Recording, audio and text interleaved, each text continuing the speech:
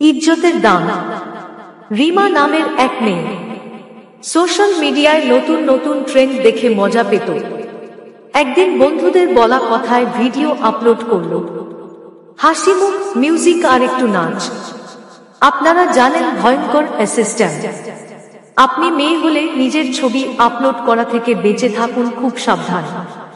কিছুক্ষণ পরই অজানা নম্বর থেকে মেসেজ আসতে শুরু করল। ভিডিও শেয়ার হয়ে গেল হাজার হাজার মানুষের মাঝে। কেউ ভালো বলল, কেউ বাজে মন্তব্য করল। রাতারাতি তার ভিডিও ভাইরাল। পরদিন বাবা মেয়ের ফোন দেখে স্তব্ধ। মা কান্নায় ভেঙে পড়ল। রিমার ছোট ভাই স্কুলে অপমানিত হল, শুধু একটা ভিডিও।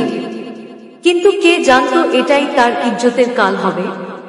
কথা মনে রাখো, ভিডিও ভাইরাল হলে টাকা আসবে, নাম হবে, কিন্তু ইজ্জত চলে গেলে কোনোদিন ফেরত আসবে না। নিজের সম্মান নিজের হাতে। শরীয়তের হুকুম মানো। সোশ্যাল মিডিয়ার ফাঁদ থেকে বাঁচো। ইজ্জত আল্লাহর দান, সেটার কদর করো।